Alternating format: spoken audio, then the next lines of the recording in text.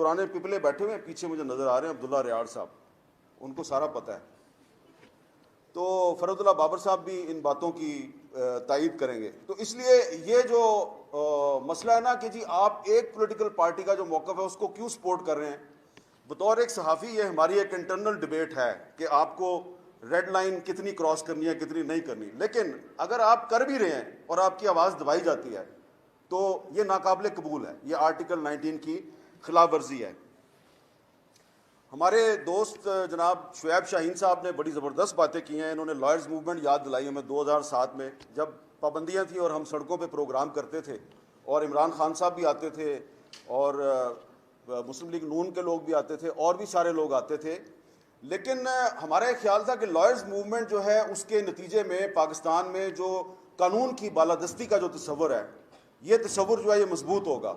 لیکن یہ تصور جو ہے یہ مضبوط نہیں ہوا. یہ میں بڑی بدقسمتی سے بات کروں گا، جو فروٹ ہے نا، جو پھل ہے اس اسٹرگل کا وہ نہیں ملا. اور اسی لیے پھر اس کے بعد ہمیں خود عدالتوں میں جا کے اور کہنا پڑا کہ یہ جو ہمارے میڈیا میں جو کچھ ہو رہا ہے اس کو بند کریں. میں نے 2012 میں سپریم کورٹ میں پٹیشن فائل کی کہ یہ جو انفارمیشن منسٹری کا سیکرٹ فنڈ ہے اس کو آپ بند کریں، کیونکہ یہ جو سیکرٹ فنڈ ہے اس سے صحافیوں کو رشوت تقسیم کی جاتی ہے. اس کو پیپلز پارٹی کی گورنمنٹ تھی. انفارچونیٹلی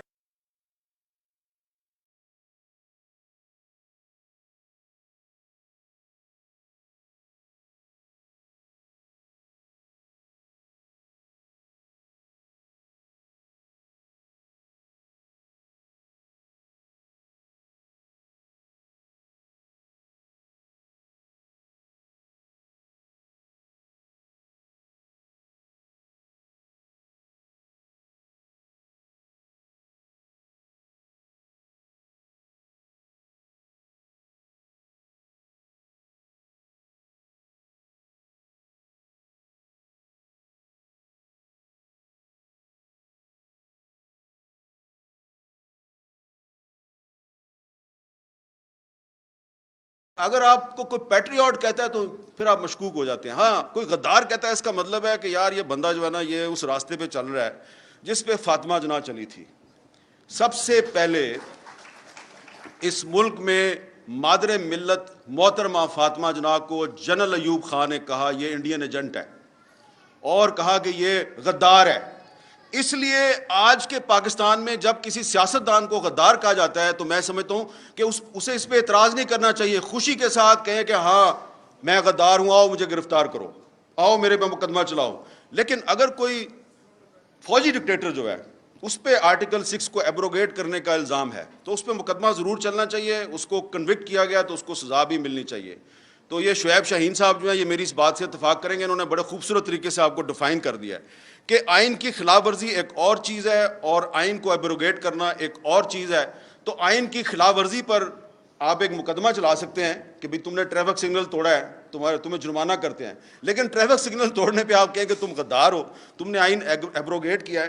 تو یہ بات جو ہے یہ ناقابل قبول ہے. اس لیے پولیٹیکل گورنمنٹ کو فوجی ڈکٹیٹروں کے راستے پہ بالکل بھی نہیں چلنا چاہیے. اب یہ جس پی ایف یو جے کے سیمینار پہ آپ آئے ہیں یہ وہ پی ایف یو جے ہے جس نے ہر مشکل وقت میں جب بھی آزادی صحافت پہ کوئی برا وقت آیا تو اس پی ایف یو جے نے اس پہ سڑکوں پہ بھی لڑائی لڑی اور عدالتوں میں بھی لڑائی لڑی. تو اس لیے میں آج کیونکہ عمران خان صاحب ہیں، تحریک انصاف کے بہت سے لیڈر یہاں پہ بیٹھے ہوئے ہیں، تو آپ کو فوڈ فار تھاٹ دینا چاہتا ہوں کہ آپ ذرا سوچیں کہ جب آپ حکومت میں آتے ہیں تو کیا وجہ ہوتی ہے کہ یہ پی ایف یو جے جو آج آپ کی ہوسٹ ہے یہ آپ کی حکومت کے اقدامات کے خلاف عدالتوں میں چلی جاتی ہے. جیسا کہ آپ کو ہمارے دوست بتا رہے تھے کہ پیکا لا جو ہے یہ جب 2016 میں آیا تو مسلم لیگ نون کی حکومت تھی اور اس وقت جب ہم نے اس لا کی مخالفت کی پیکا کی تو ہمیں کہا گیا کہ یہ آپ کے پیچھے ڈالر بول رہے ہیں. یاد ہے نا آپ کو؟ وہ ایک منسٹر ہوتی تھی ان کی، انہوں نے کہا آپ کے پیچھے ڈالر بولتے ہیں. ہم نے ان کو کہا کہ یہ تم آج 2016 ہے، تم یہ پیکا لا بنا رہی ہو، یہ اسی لا میں تم اندر ہو جاؤ گی. اب وہ کہیں نظر ہی نہیں آتی، پتہ نہیں کدھر چلی گیا وہ. اچھا اسی طرح پھر 2017 میں جب مسلم لیگ نون کی جو حکومت ہے اس نے ایک ایگزیکٹو آرڈر کے ذریعے تمام ٹی وی چینلز پر پابندی لگائی تو ہم نے یہاں اسلام آباد میں ایک سکوت میڈیا کیمپ لگایا. ایک سکوت ڈھاکہ ہوا تھا, ہم نے کہا یہ سکوت میڈیا ہو گیا, کیونکہ سارا میڈیا ہی بند کر دیا ہے. وہ فیض آباد میں دھرنا چل رہا تھا, اس کو روکنے کے لیے سارا میڈیا ہی بند کر دیا انہوں نے.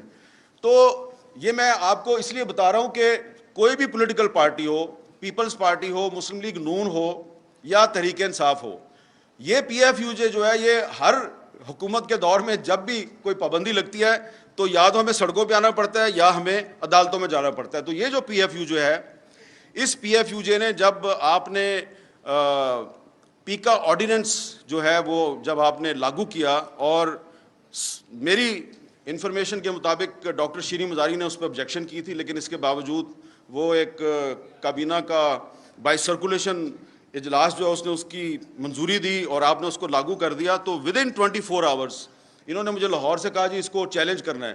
یہ جمیل مرزا صاحب آگے میرے پاس اگلے دن, ہم نے بہت جلدی میں ایک پٹیشن تیار کی, اس میں آرگومنٹس بھی صحیح طرح نہیں لکھے, بس کر کے صبح جا کر 9 بجے عدالت میں ہم نے اس کو داخل کروایا. اور اس دن جسٹس اطہر من اللہ صاحب کا اللہ بھلا کرے کہ انہوں نے اس کا جو سب سے خطرناک اس کی جو کلاز تھی اس کو انہوں نے سسپینڈ کر دیا. اگر وہ سیکشن 22 اگر وہ اس دن سسپینڈ نہ کرتے تو آج یہ آپ یہاں پہ جو سیمینار کر کے کوئی چلا جائے گا, کوئی پتہ نہیں شاید جا سکے یا نہ جا سکے, کہیں کہاں پھنس جائے. لیکن یہ ہے کہ یہ شعیب شاہین صاحب تو پچھلے سیمینار میں بھی تقریر کر کے ابھی تک آپ صحیح سلامت پھر رہے ہیں. اگر وہ اطہر من اللہ صاحب اس سیکشن کو سسپینڈ نہ کرتے تو یہ بات کرنا آج یہاں پہ بڑا مشکل ہو جاتا. اس لیے یہ بات بالکل صحیح کی جا رہی ہے کہ ملٹری ڈکٹیٹر کے دور میں اور آج کے دور میں جو فرق ہے وہ یہ ہے کہ ملٹری ڈکٹیٹر کے دور میں آپ کو پتہ ہوتا ہے کہ آپ کا دشمن کون ہے. یہ سویلین گورنمنٹ کے دور میں جو ایک آمرانہ قسم کے اقدامات لگتے ہیں تو وہ سامنے نہیں آتے, پتہ نہیں چلتا کون کیا کر رہا ہے. اسی طرح جو ایک تو پیکا آرڈیننس جو ہے, پیکا لا, یہ آزادی صحافت کے راستے کی بہت بڑی رکاوٹ ہے. ایک اور قانون ہے جو انگریز نے ہم پہ مسلط کیا تھا, 124A بغاوت کا مقدمہ. اور یہ 124A جو ہے یہ اس کی یہ ٹریجڈی ہے بہت بڑی پورے سب کانٹیننٹ کی, کہ ایک کشمیری جرنلسٹ ہے فہد شاہ, سری نگر میں اس کو جیل میں ڈالا ہوا ہے 124A کے تحت. اس پہ 124A لگائی ہے انڈین گورنمنٹ نے, اور یہاں پاکستان کی گورنمنٹ جو ہے اس نے علی وزیر جو elected member of the national assembly ہے اس کو 124A لگا کے اس کو جیل میں رکھا ہوا ہے, اور اس کی سپریم کورٹ نے ضمانت کی ہے, اس کی سندھ ہائی کورٹ نے ضمانت کیا ہے, لیکن علی وزیر کو باہر نہیں آنے دیتے. اور جب 124A کو ختم کرنے کے لیے کوئی سینٹ میں کوئی بل موو ہوتا ہے تو خواہ کوئی بھی گورنمنٹ ہو وہ اس کو پاس نہیں ہونے دیتی, اس کی مخالفت کرتی ہے. پی ٹی آئی کے دور میں جب رضا ربانی نے 124A کو ختم کرنے کے لیے بل پیش کیا تو اس کو ریجیکٹ کر دیا گیا. تو اس لیے اگر آپ چاہتے ہیں کہ پاکستان میں جو بولنے کی آزادی ہے اس کو تحفظ ملے تو یہ آپ کو پیکا لا ختم کرنا ہوگا, آپ کو 124A ختم کرنا ہوگا, آپ کو آفیشیل سیکرٹ ایکٹ ختم کرنا ہوگا, اور آرٹیکل 19 جو ہے, آرٹیکل 19 میں آپ کو امینڈمنٹ کرنی پڑے گی. آرٹیکل 19 میں امینڈمنٹ اس لیے کرنی پڑے گی کہ آرٹیکل 19 میں کچھ ایسی شرائط ہیں کہ آپ کی جو بولنے کی آزادی ہے اس پر پابندی ہے. مثلا اگر کوئی آدمی جو ہے یہاں پہ آ کے اس سٹیج پہ آ کے تھوڑی دیر بعد کوئی بھی میرے بعد آنے والا مقرر یہ کہتا ہے کہ پاکستان امریکہ کا غلام ہے اور پاکستان کو امریکہ کی غلامی نہیں کرنی چاہیے, آپ کو پتہ ہے یہ آرٹیکل 19 کی خلاف ورزی ہے. بہت سے لوگوں کو نہیں پتہ اس بات کا. یہ آرٹیکل 19 کی خلاف ورزی ہے کیونکہ آرٹیکل 19 میں انہوں نے ایک چھوٹے سے کچھ الفاظ شامل کیے ہوئے ہیں کہ آپ کسی دوست ملک کے خلاف بات نہیں کر سکتے. تو اب دوست ملک کون ہے بھائی, اس کی کیا ڈیفینیشن ہے؟ تو آپ نے اگر مجھے گرفتار کرنا ہے, ابھی میں کہہ دوں کہ امریکہ کی غلامی نامنظور, تو یہ آپ آرٹیکل 19 کے تحت مجھے گرفتار کر سکتے ہیں. تو جو میثاق صحافت ہے اس میں سب سے اہم چیز یہ ہونی چاہیے کہ یہ جو آرٹیکل 19 میں آپ نے کولونیل مائنڈ سیٹ کو انجیکٹ کیا ہوا ہے, اس کولونیل مائنڈ سیٹ کو آرٹیکل 19 میں سے نکالیں. یہ آپ کی میثاق صحافت کے لیے بہت ضروری ہے. اس پہ جو تمام پولیٹیکل پارٹیز ہیں ان کو رول پلے کرنا چاہیے. اپنے پولیٹیکل ایشوز پہ لڑائیاں ضرور کریں, لیکن یہ جو ایشوز ہیں اس پہ آپ کو ایک موقف رکھنا چاہیے. اور دوسری بات کہ جب پیپلز پارٹی کی گورنمنٹ تھی تو سلیم شہزاد کو اغوا کر کے قتل کر دیا گیا. ثاقب نثار صاحب کی سربراہی میں ایک کمیشن بنا. اس کمیشن کے سامنے میں نے بھی جا کے وٹنس کے طور پہ کچھ حقائق پیش کیے, اور بھی لوگ آئے. وہ بعد میں ثاقب نثار صاحب کہتے ہیں یار آپ لوگ جو ہے وہ مجھے مروانا چاہتے ہیں. میں نے کہا جی مروانا نہیں چاہتے, ہم چاہتے ہیں ہمیں انصاف دے دیں, ہمارا ساتھی جو ہے اس کو قتل کر دیا ہے اغوا کر کے. کوئی آپ کو پتہ ہے یہ تو بڑا مشکل ہے. پھر اس کے بعد جناب مسلم لیگ نون کی حکومت آ گئی, ان کے دور میں بھی یہی کام چلتا رہا. پھر پاکستان تحریک انصاف کی حکومت ہے, اس کے دور میں بھی یہی کام چلتا رہا. اب ادھر جب اسلام آباد میں اسد طور پہ گھر میں گھس کے اس پہ تشدد ہوتا تھا, یا مطیع اللہ جان کو اغوا کیا جاتا تھا, یا ابصار عالم کو گولی ماری جاتی تھی, ہم جب اس پہ احتجاج کرتے تھے تو ہمارے جو کچھ دوست ہیں حکومت کے, وہ کہتے تھے یار وہ سندھ میں بھی تو عزیز میمن قتل ہو گیا, وہ وہاں پہ بھی تو اجے لالوانی قتل ہو گیا. ہم کہتے تھے ہم اس کی بھی مذمت کرتے ہیں, جو اسلام آباد میں ہو رہا ہے اس کی بھی مذمت کرتے ہیں. تو آپ کو اسٹینڈ تو لیں, اسٹینڈ کسی نے نہیں لیا. لیکن I must pay tribute and my salute to doctor Shireen Mazari. Ultimately تو وہ ڈاکٹر شیریں مزاری نے بھی یہ کریڈٹ خان صاحب کو دے دینا ہے, لیکن انہوں نے کچھ ایشوز پہ سٹینڈ لیا. خاص طور پہ جو جرنلسٹ پروٹیکشن بل تھا, وہ تمام یہ جو پی ٹی آئی کے دور حکومت کی خامیاں ہیں, اس دور میں میرے بھی بہت سے انٹرویو بند ہوئے, میں نے بھی بڑے مظاہرے کیے, بڑی تنقید کی.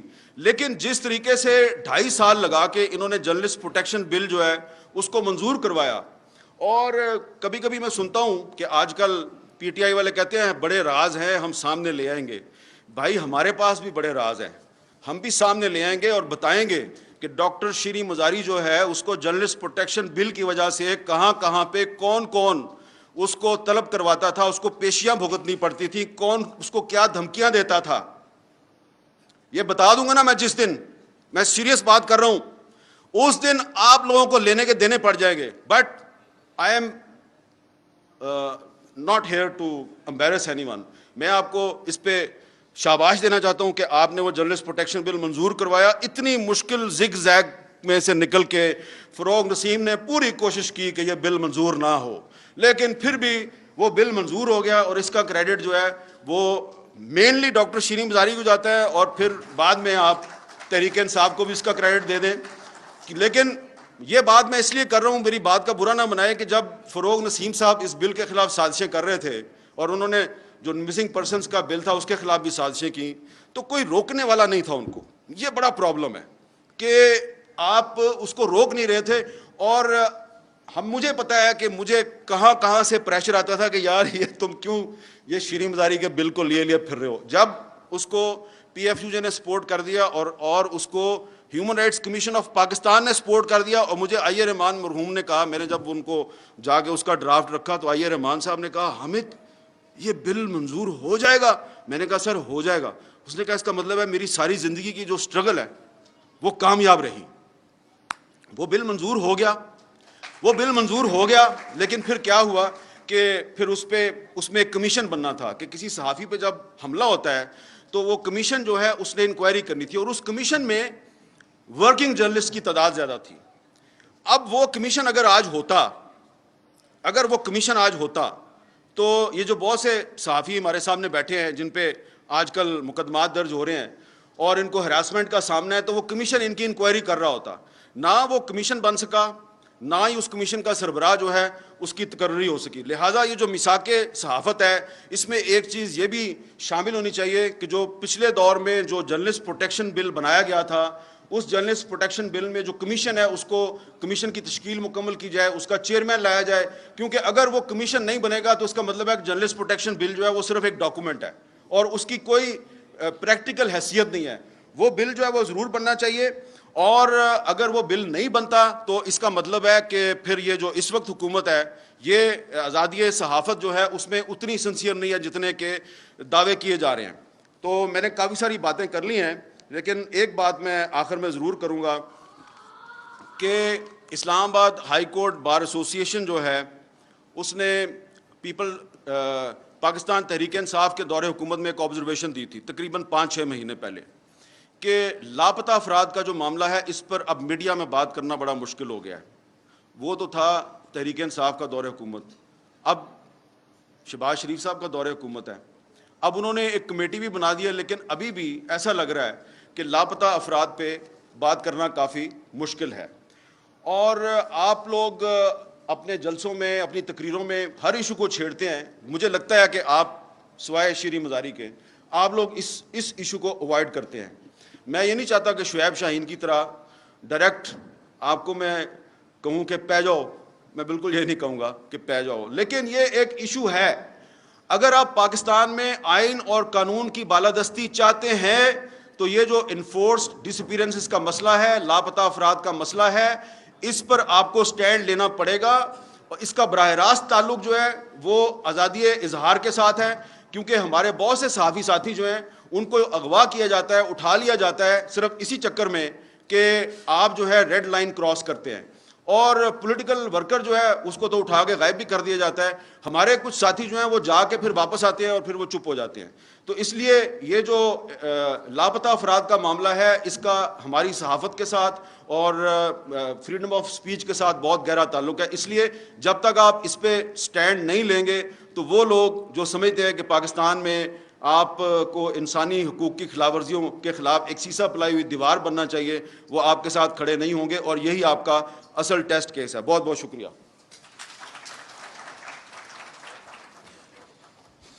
بہت شکریہ جی میر صاحب.